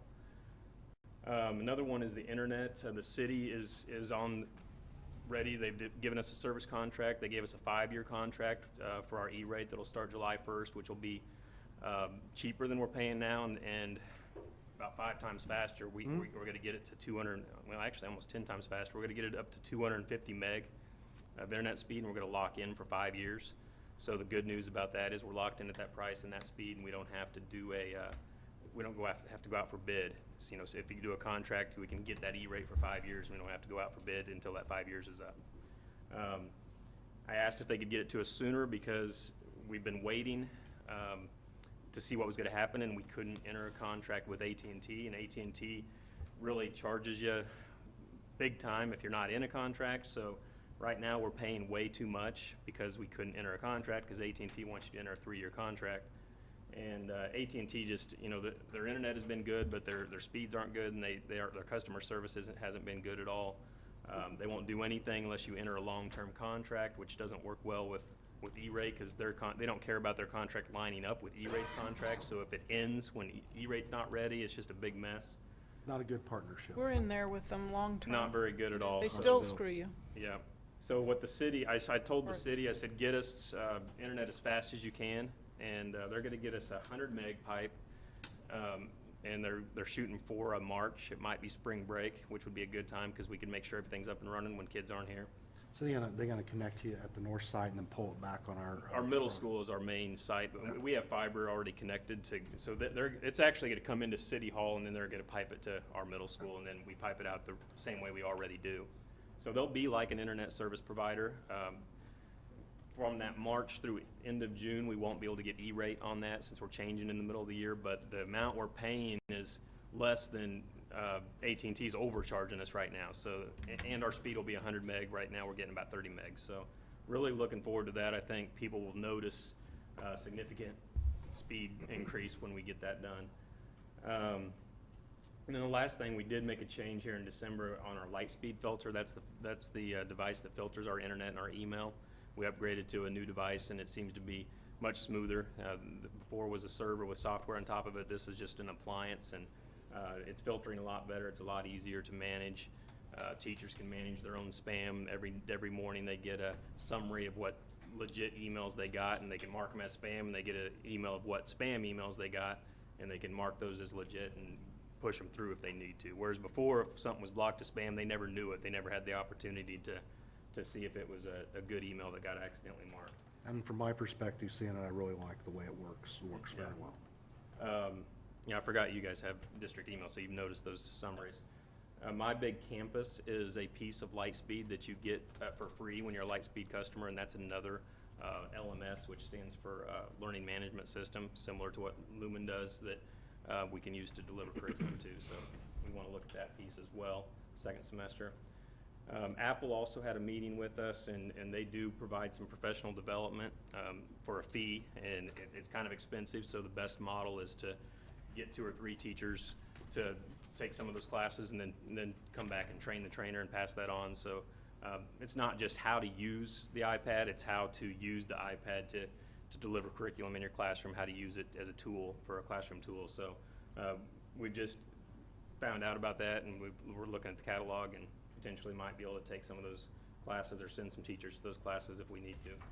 They also have a trade-in. This summer we're due to upgrade our laptops at our elementaries. I think I was told this is their 6th year of use, which is pretty long lifetime for a laptop. I think they've gone through a couple of batteries, and a lot of the power adapters are also failing. So we don't know if we're gonna do this yet. It kind of depends on what the teachers and the principals want to do, and this tech committee will kind of look into this as well.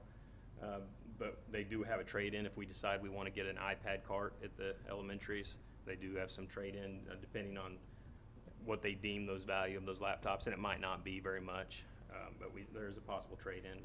And then I already mentioned the iTunes U. If any of you happen to have an iPad, iTunes U has a free app, and you can download it, and you can see, you can join classes, basically college and high school classes around the country, and you kind of see how those classes are done, and then without any cost to us, our teachers can set up the same type of thing and distribute classes the same way through iTunes U.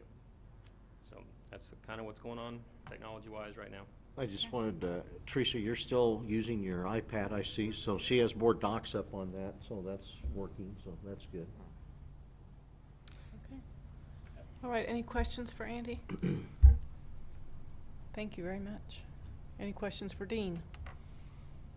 Make sure Questions or something tab on there clarifications? All right. like that. Moving on to section 7, 7.01. This is asking for your approval to accept this $20,000 grant.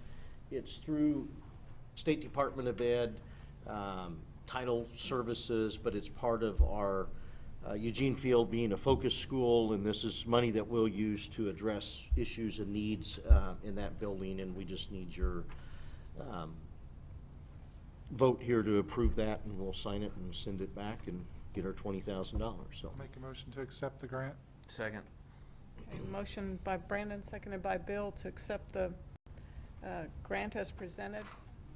Any questions or any discussion? All in favor, raise your right hand. 7-0. 7.02, credits. I don't know if you want to explain this, or if you need to, if you guys have questions, but what we're asking then is to make future visions, where am I here? Change the credits needed to graduate, drop it from 24 to 21 to meet virtual school, OLC, I think those two. So Virtual school does not have a 21 credit. The state of Kansas guidelines for graduation are 21 credits. The district then gets to, at the local education level, they get to determine whether or not they want to accept 21 credits or they want to go above that. So currently USD 290 goes above the state recommended 21 credits and has a 24 credit diploma. So at this point in time, the Ottawa Learning Center, which is our alternative school, has utilized the state level of credits at 21 credits to provide an opportunity for our students that we know are struggling with the standard school day. We already know that they have some other issues as far as being able to meet the requirements that we have. They still meet the state requirements. The expectations for the core classes that they have to take are all the same. The only thing that it does is drop the requirements from 8 electives to 5 electives. So it doesn't take away from the core components of education that I think everybody believes in, USD 290 believes in. It simply cuts back the number of extra classes that they have to take. So when we start talking about, we have that opportunity for our kids at Ottawa High School, the virtual program does not house it because those kids are still graduating with us. So they have to have 24 credits in order to walk with us at Ottawa High School. If they want a 21 credit diploma, they can utilize the Ottawa Learning Center for that. Future Visions typically has kids that are, at least from a high school perspective, are beyond their graduation date. So we're already dealing with people who didn't graduate the first time around, that have a number of credits already, and they're trying to recover those things to be able to move on to the next component of their life. Having them take an extra 3 classes that really have nothing to do with possibly what they want to do, or have any discerning effect upon the things that they need to do in the future, really doesn't make a whole lot of sense. So what we're asking is that we drop that number of credit requirements to the state requirement of 21 credits so that those students can move on and do what they need to do. Okay. I have a question. Didn't we do thought we that did that. once and then we went back? I mean, I know we I thought we voted for had this both one time. options. Well, I thought when we had we- both options. When we started, I mean, as far as the number of credits, when we I had know. block scheduling, it went up because they had an I opportunity. actually think what And then happened we was they reduced dropped it it. to 24. When we were a 28 credit school. Right. Future Visions was lower than us. When we had a 28 credit diploma, because we were a block schedule, so we were offering 8 credits per year, so they had 32 opportunities. Future Visions was then lower than us at 24. I don't believe they had a 28 credit diploma at that time. So then when we dropped to from 28 to 24, when we changed from a block schedule to a 7-period schedule, Future Visions then stayed the same. Right. So they've been that route at 24, and I think now it's time to probably make the change to make it in line with the state requirements for graduation. It's been 24 since I've been here at Future I know Vision. so we've done it this could have been before sometime. Yeah. I thought we had 2 levels. There was a 24 and a 21. They could opt Well, into either that- one. That Yeah, was at OLC, that was the Okay. alternative Yeah. school. okay, all For right, students who chose to block and students who did not. right, okay, got it, That what it option is not currently available to them. If they want to walk, they can go the virtual route. okay. Madam President, I'd move to approve the recommendation and change the credit for graduation for Future Vision to 21 hours. Second. Okay, motion by Dennis, seconded by Brian. Any further discussion or questions? All in favor, raise your right hand. 7-0. On a little side note, we did have our first virtual school graduate, completed all the credits, and so that was, yeah. That's awesome. Very We'll have cool. more. All right, hard work. 7.03, Eugene Field Playground Equipment. What we have is the revised proposal. The last time we talked about this, if we didn't approve it, before Christmas, I mean, the price was gonna go up a little bit, which it did, $1,300. What I'm asking tonight then is to take a look at this and approve the equipment so we can get that scheduled. And then look at the Eugene Fields PTO. Their first event is February 1st, 5 to 7. Chili feed, it's a Friday night, I believe. That'll be the first event, and then whatever money they can raise, we don't have, this doesn't include any of the either wood chips, rubber fiber, rubber mulch, those types of things. But then the money the PTO raises could go towards that type of things. But right now, playground equipment, asking to take care of this tonight and get at least the bid approved and scheduled. We had a survey, didn't we, saying there was some issues like immediate issues versus medium issues and long range, or what was the wording? I'm too tired to Well, think. Richard went through and there was different levels that needed to be done, and they did correct all of the, I think, level 5 issues. The grade assessment was done for 1 through 7. Okay. Anything that was 7 was considered something that needed to be taken care of immediately. We went ahead and took care of everything 5 through 7 at this time, so. Okay. That's where the playground was at this point. Okay, so does this fit with that then? Well, With this that, is, with the report, whatever? well, this would replace some of the We've already things done that, in the yeah. previous department. This would replace a lot of the equipment in that report that they said needed to be. I mean, Replaced. we moved some bars so they're closer, but it's still the issue that, in their report, that may not have been a 5, but it does address those things, yes. Just because I'm fuzzy-headed on this. Do I remember this correctly, that originally the PTO was going to fundraise to pay for this? And they'll still do their fundraising, but if we wait, I mean, to approve this, the price is gonna continue to go up, and then trying to get it So scheduled. basically, we're going to go ahead and buy it and let them reimburse us for it. Well, I don't think they're gonna raise $41,000. We're gonna end up using whatever they fundraise, yeah, we'll, either for mulch or, and those bids were, one for 8,200, one for 42,000. So, a big discrepancy between the rubber mulch and wood fiber mulch. And hopefully they'll raise $40,000, and we'll see. But, Dean, mhm. I don't know how to do this exactly. Are you saying, I would like a clarification on, okay, let's say we vote for this tonight, which I really would like to do that, and then if they make $5,000 towards mulch, then are we gonna later vote to, they can't get along with that much mulch, so how are we gonna pay for the rest of the mulch? Well, we would have to make up whatever difference to Okay, get and whatever it so needed to be. Yeah, that we is would. understood that we would do that. Do what? that's understood that we would No, step in and help. with me, but yeah, I'm glad you, you mentioned that. Okay, okay, I just want to, I don't want them over there with a Fit on the capital plan. little bit of 4 mulch and they inches, need a whole yeah. bunch, so. Is this playground equipment movable at some point in the future if we decided through our survey that the community favored not using Eugene Fields as a grade school anymore? Yeah, I mean, I think all the equipment we have at any school probably is movable, isn't it, Richard? Yeah, I mean, it would be, but, I mean, looking back at the big picture with the city and their park surveys and those things, that's one of the things that they like to try to keep in different areas, and this would fit into that too. But that decision could be made whether it stays or goes, but yeah, it could be. How long is this bid good for? Lori, do you know how long the bid is good for? I don't know if it says on. Audit prices are good for 30 days.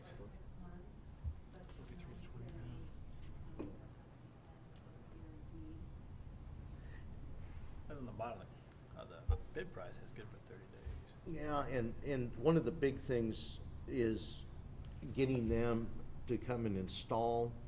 Now, some of this stuff we may end up doing, but if we approve up to this amount, but getting that on the schedule to make sure it's done over the summer Yeah.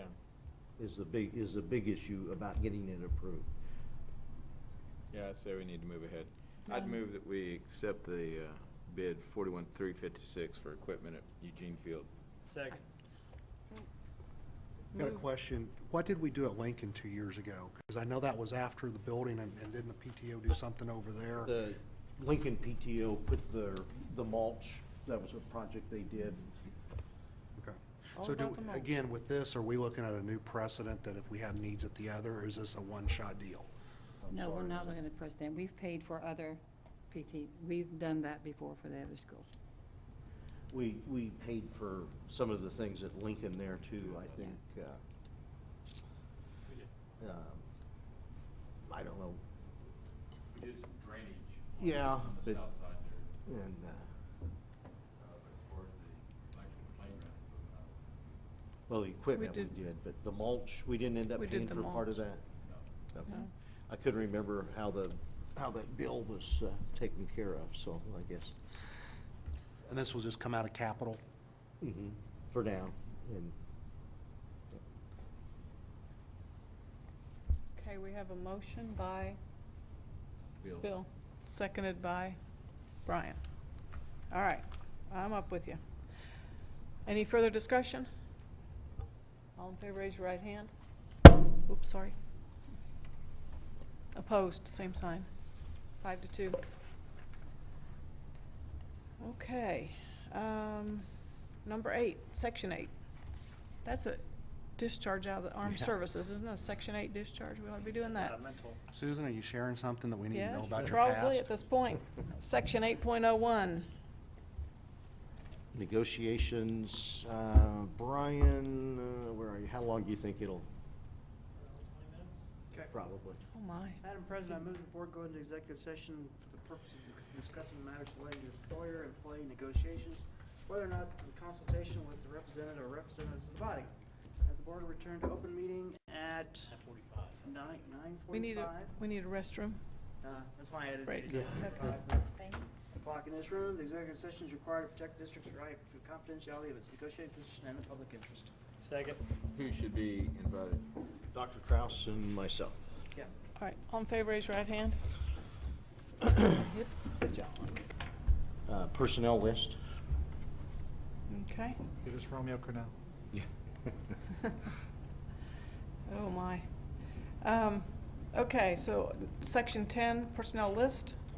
Did you get your staff list pulled up here? I'll share with you, Bill. Yep. I saw it. You did? Yep. Okay.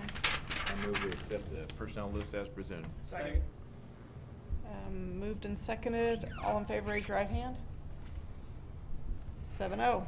Announcements. Wednesday, we host the joint luncheon, city-county USD luncheon, noon here.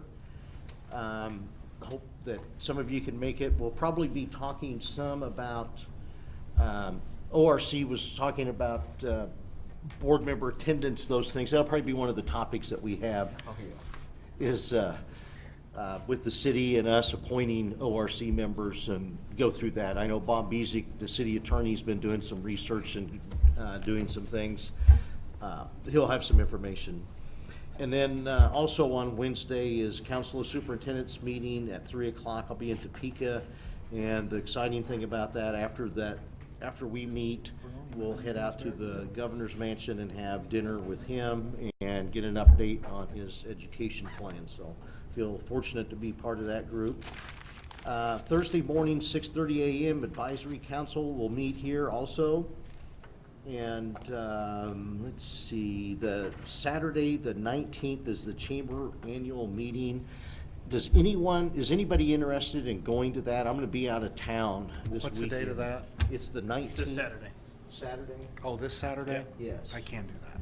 Yeah, I'm going to be out of town too, and I'll tell them that we won't have anybody, but hopefully later. And then Sunday, the 20th, is the Martin Luther King Essay Contest winners and the program they do at the chapel at OU.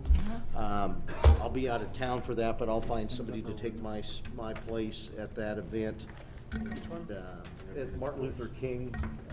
It's a really neat It is. thing. If It's you've never very been, neat. it is I feel awesome. bad about not being there this year.